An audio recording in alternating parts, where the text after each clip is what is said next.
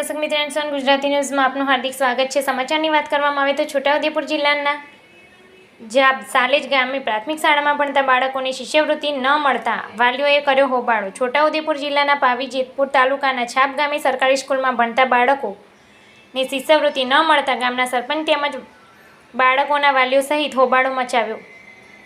આદિવાસી બાળકોનું શિક્ષણ ઊંચું આવે તે માટે થઈને સરકાર દ્વારા કરોડો રૂપિયાના ખર્ચે કરવામાં આવતા હોય છે, પરંતુ કેટલાક એવા પણ બાળકો હોય છે તેઓને તંત્રના વાંકે લાભથી વંચિત રહી જાય છે, જ્યારે કેટલીક વાર વાલીઓની અજ્ઞાનતાના કારણે બનતા હોય છે।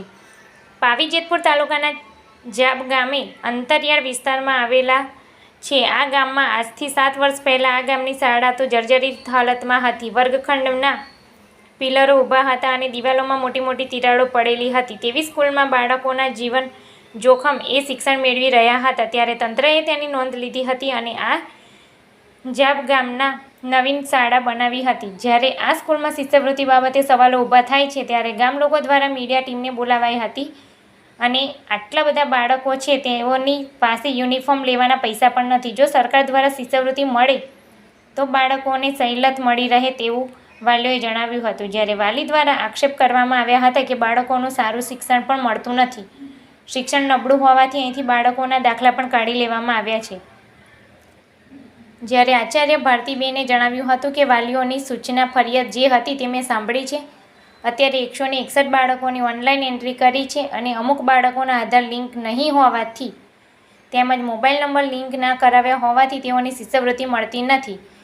તે માટે અમે વાલીઓની મિટિંગમાં પણ બોલાવીએ છીએ। અમુક વાલીઓના આવતા પણ નથી, અમુક આવે છે અને જે બાળકોના વાલી આવે છે તેને વાલીને સંપૂર્ણ જાણકારી આપીએ છીએ। આધાર કાર્ડ લિંક હશે તો જ બાળકના ખાતામાં શિષ્યવૃત્તિ પડશે અને જે બાળકો રહી ગયા હશે તેમને બેંક ખાતામાં ક્લિયર કરી ખાતામાં શિષ્યવૃત્તિ આપવાના પ્રયત્ન કરીશું તેવું છાપ સ્કૂલના આચાર્ય ભારતીબેન પટેલ જણાવ્યું હતું। બેન કાંતિભાઈ આચાર્ય તરીકે મારી નિમણૂક થઈ છે અને અત્યારે મારા 7 વર્ષ 7મું રનિંગ છે। તો અત્યારે વાલીનો એવો પ્રશ્ન થયો કે 5 વર્ષથી શિષ્યવૃત્તિ મળતી નથી, બરાબર? અને એ ખોટું સાબિત છે કે અત્યારે મેં ફાઇલમાં મારી જોડે રેકોર્ડ છે, તો એમને અમુકને પૂછપરછ કરી વાલી જોડે કે આને શિષ્યવૃત્તિ મળે છે કે નહીં મળતી, તો અમુક બધા કે નથી મળતી, તો એમનું નામ સહિત મેં ફાઇલ ખોલી તો 21-22 સુધીના રેકોર્ડમાં એમને બતાવ્યું કે કયા ખાતામાં આ શિષ્યવૃત્તિ પડે છે, બરાબર? એ તો એમને ખ્યાલ આવી ગયો, એટલે 5 વર્ષનું કહેતા હતા એ તો એમના માઇન્ડમાંથી નીકળી ગયું। હવે 22-23ની વાતની અંદર કે આપણે અત્યારે શિષ્યવૃત્તિ PMS એટલે કે ઓનલાઈન દ્વારા થાય છે। તો પહેલાં કે એક બાળક જ્યારે 4 બાળક હતા, વાલીનું એક ખાતું હતું તો પણ શિષ્યવૃત્તિ પડતી હતી।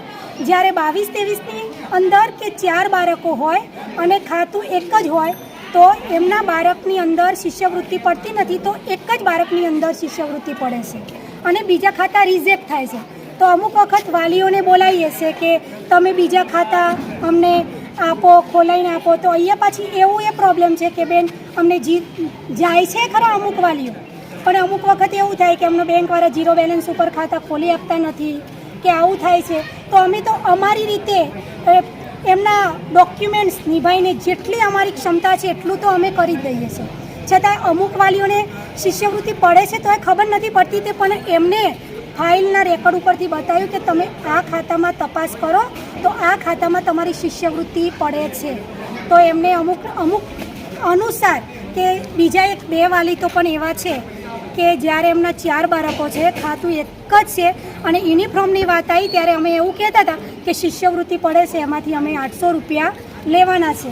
તો ત્યારે આની ડિસ્કસ અહીંયા થઈ તો અમે દર વર્ષે યુનિફોર્મના પૈસા નથી મંગાવતા, 2 વર્ષે એક વખત યુનિફોર્મ કરીએ છીએ। અમુક વાલીઓને તો અમે લગભગ એમને પૂછવું હોય તો પૂછી જુઓ અત્યારે હાજરીમાં કે એમના વાલીઓના અમારા ખર્ચે એમને યુનિફોર્મ આલ્યા છે કે નથી આલ્યા, એ તમે પૂછી શકો છો। જે કમ્પ્લેન કરી આજે કે એસએમસીના સભ્ય છે એ બધા જાણ કરી કે મિટિંગ રાખી છે તો જવું પડશે એમ, એટલે અમે આવ્યા છે, પણ શિષ્યવૃત્તિ જમા નહીં થઈ એ જ અમારો પ્રોબ્લેમ છે। તમે ચેક કર્યું હતું? હા, ચેક કર્યું હતું સર, પણ અમને શિષ્યવૃત્તિ નહીં જમા। આ બાબતની જાણ તમે સ્કૂલમાં કરી હતી? સ્કૂલમાં સર, સ્કૂલમાં બી અમે જાણ કરી છે કે શિષ્યવૃત્તિ જમા નથી થતી, તકે થશે પણ આમાં શું છે કે 2-3 ખાતા હશે ને અને તમે લિંક નહીં કરાવ્યો તો નહીં થાય એવું। એવી જાણકારી છે. પછી તમે લિંક કરાવ્યું? લિંક તો કરાવી દીધું સર, પછી નહીં પડ્યું? પછી કશું પડ્યા નથી કશું. શું માંગ છે તમારી? માહિતી તો એ જ છે કે સર આ જે શિષ્યવૃત્તિ છે ને એ પડતા હોય તો પછી યુનિફોર્મના પૈસા અમે જમા કરીએ ને એમ સર.